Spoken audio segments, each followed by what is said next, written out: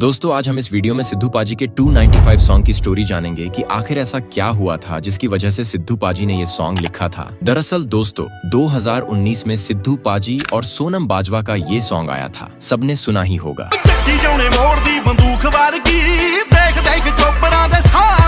सिद्धू पाजी को एक brave girl पर सॉन्ग लिखने को कहा था और सिख धर्म में ब्रेवरी की सबसे बड़ी मिसाल है माई भागो जी, जो नारी शक्ति का प्रतीक है और सिख धर्म में संत के रूप में प्रतिष्ठित है। इस सॉन्ग में सोनम बाजवा को माई भागो जी से कंपेयर किया गया। ये सॉन्ग रिलीजिंग से पहले ही लीक हो गया था। जब लोगों ने इस सॉन्ग को सुना तो उनकी धार्मिक भावनाओं को ठेस पहुंच गई कि माई भागो को इस मॉडल से कंपेयर क्यों किया। बस सब लोगों ने इस बात का विवाद बना दिया। जब ये विवाद हुआ तब सिद्धू पाजी इंडिया में नहीं थे। जैसे ही सिद्धू पाजी के कानों तक ये बात पहुंची तो पाजी ने लाइव आकर सब कुछ क्लियर किया कि उनका लोगों की भावनाओं को ठेस पहुंचाने का कोई इंटेंशन नहीं था। सबको बुरा लगा हो तो मैं माफी मांगता हूँ और अगर सबको एतराज हो तो माई भागो वाली लाइन को मैं सॉन्ग से हटा दूंगा। 2 बार लाइव आकर सिद्धू पाजी ने माफी मांगी। पाजी के इतना सब कुछ करने के बाद भी लोगों ने सिद्धू पाजी के खिलाफ FIR दर्ज करवा दी। पाजी पर धार्मिक भावनाओं को ठेस पहुंचाने के जुर्म में धारा 295 लगाई गई। इतने से लोगों का मन नहीं भरा तो लोगों ने सिद्धू पाजी के घर के बाहर जाकर जमावड़ा किया, नारे लगाए, माँ बापू जी से माफी मंगवाई और तो और माता जी को गालियां तक दी।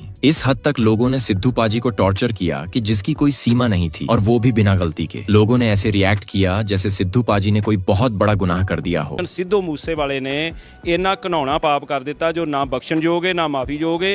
इस गायक ने, मैं समझना गायक नहीं है, नलायक है, जिसने अपनी माँ की कुख ਨੂੰ दाग ला ਦਿੱਤਾ।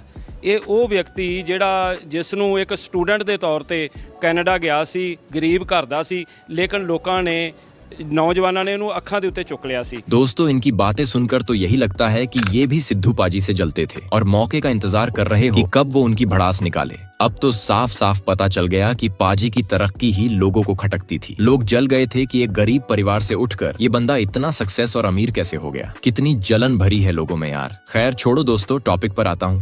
माँ बापू जी से माफी मंगवाने के बाद ये कहते हैं कि दरबार साहिब जाकर माफी मांगो। तो सिद्धू पाजी जैसे ही इंडिया आए तो पूरी फैमिली के साथ दरबार साहिब जाकर माथा टेका और माफी भी मांगी। सिद्धू पाजी को कोई घमंड नहीं था, धर्म के लिए झुकने में कोई एतराज भी नहीं था, पर लोगों ने पाजी के साथ जो किया वो बहुत गलत किया। इससे पाजी को बहुत हर्ट हुआ था। मैं कोई कुछ गलत किया हो तो मैनू ओदी सजा मिलूगी ते मैं इस चीज भी बिलीव करदा भी जिन्हां ने मेरे नाल गलत कीता ते रब देखूगा जरूर उन्हां नूं। हां जी।